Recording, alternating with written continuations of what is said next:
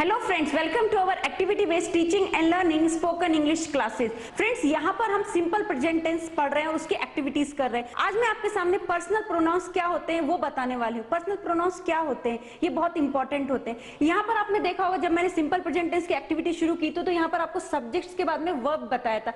I play, मैं खेलती हूँ। तो ये I, we, you, they, he, she, it, ये सब क्या है? यही सब तो पर्सनल प्रोनाउंस होते हैं। इनका यूज क्या होता है और ये सेंटेंस बनाने में या हमारी स्पीकिंग में किस तरीके से रोल प्ले करते हैं। पर्सनल प्रोनाउन का मीन्स होता है जो नाम के बदले आते हैं। नाम के बदले आते हैं मतलब जो नाउन के बदले आ जाते हैं वही होते हैं पर्सनल प्रोनाउन। आई मतलब मैं, वी मतलब हम, यू मतलब तू, यू मतलब तुम, दे मतलब वे, ही मतलब वो लड़का, शी मीन्स वो लड़की, इट मीन्स वो कुत्ता। तो ये सभी पर्सनल प्रोनाउंस हैं और राम पर्सनल प्रोनाउन नहीं है। अब आपको ये लग रहा होगा मैम इनके यूजेस कैसे करने हैं, तो आपको यहाँ पर देखना है। मैं आपको स्टेप बाय स्टेप बताने वाली हूँ। जैसे मेरा नाम कुशा माहेश्वरी मैम है, क्या मैं ऐसा बोलूंगी कुशा माहेश्वरी मैम बहुत जोर से पढ़ाती है, कुशा माहेश्वरी मैम जाती है? मैं ऐसा तो नहीं बोलूंगी ना। मैं इसके बदले क्या बोलूंगी? आई का यूज करूंगी। मैं बहुत धीरे पढ़ाती, मैं बहुत जोर से पढ़ाती हूँ, मैं अपना नाम नहीं लूंगी। तो नाम के बदले मैंने आई का यूज किया। अब आ जाइए वी। वी का मतलब होता है हम। जैसे मुझे बोलना है हम भारतीय हैं। अब यहाँ पर यदि मैं ऐसा बोलूं सबके नाम लेती बैठूं तो मुझे ऐसा लगता है कई साल निकल जाएंगे। तो इसके बदले मैंने वी का यूज किया है। वी आर इंडियंस, हम भारतीय हैं, हम जा रहे हैं, वी आर गोइंग। नाम नहीं ले रही हूं मैं, केवल वी का यूज कर रही हूँ। अब यहाँ पर देखिए यू। यू मतलब होता है तू। जैसे मुझे बोलना है, मुझे आपका नाम नहीं मालूम लेकिन मैं आपको ऐसा बोल सकती हूँ ना, you are intelligent, you are beautiful, you are pretty.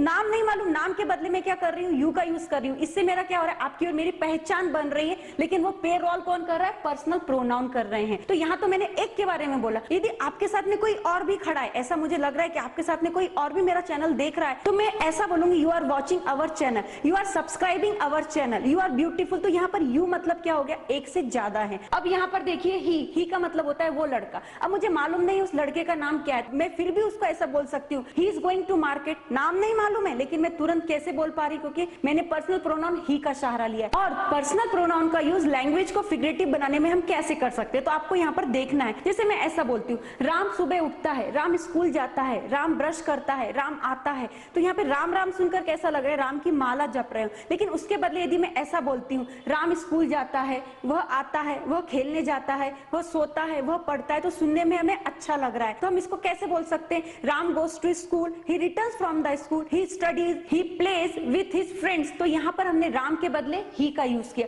और सेम चीज यहाँ पर शी के साथ में, ही का यूज हम करते हैं मेल के लिए और शी का यूज करते हैं फीमेल के लिए। और यहाँ पर देखिए इट। इट मतलब क्या होता है? इट मतलब होता है वह। जैसे कि मुझे ऐसा बोलना है वह कुत्ता है, इट इज अ डॉग। अब मुझे उसका जेंडर नहीं मालूम है कि वो कौन है, तो मैं इट का यूज करूंगी। अब ये पेन है तो मैं इसके लिए क्या बोलूंगी? It is a pen, it का यूज करूंगी। तो कोई भी जो नॉन लिविंग थिंग है उसके लिए हम इट का यूज करते हैं, और जिसका हमें जेंडर मालूम नहीं है उसके लिए भी हम इट का यूज करते हैं। तो आपको ध्यान रखना होगा। तो अब आते हैं दे। दे का मीन्स होता है वे। वे का यूज कहाँ पे करते हैं? जैसे कि यहाँ पर बहुत सारे बच्चे पढ़ रहे हैं तो मैं उनका नाम लूंगी क्या? सबका नाम लेना मेरे लिए पॉसिबल है नहीं। तो मैं क्या बोलूंगी? दे आर स्टडीइंग या दे आर रीडिंग। तो यहाँ पर हम उनका नाम ना लेके उसकी जगह पर्सनल प्रोनाउन दे का यूज करते हैं। फ्रेंड्स, अब हम यहाँ पर देखेंगे कि आई से लेके दे तक इनका यूज तो हमने समझ लिया, लेकिन ये ताल्लुक कैसे रखते हैं। जैसे कि आई जो है हमारा फर्स्ट पर्सन सिंगुलर नंबर है, एक वचन के लिए आई का यूज करेंगे। वी का यूज फर्स्ट पर्सन प्लूरल के लिए करते हैं। यू का यूज सेकंड पर्सन सिंगुलर के लिए करते हैं। सेकंड पर्सन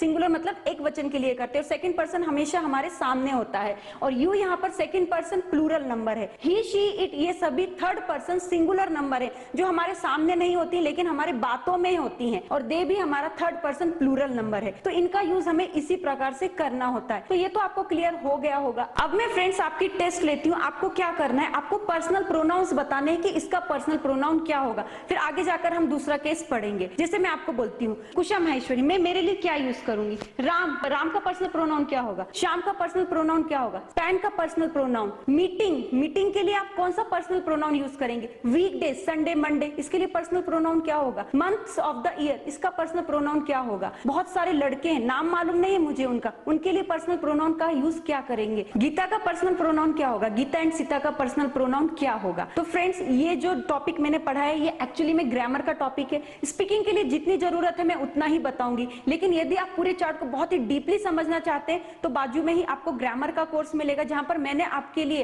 इस टॉपिक के ऊपर, पर्टिकुलर इस चार्ट के ऊपर मोर देन 10 वीडियोस बनाए हैं, जहां पे बहुत डीपली मैंने एक्सप्लेन किया है। तो यहाँ पर आपको जरूरत कितनी है उतना ही मैंने आपको बताया है।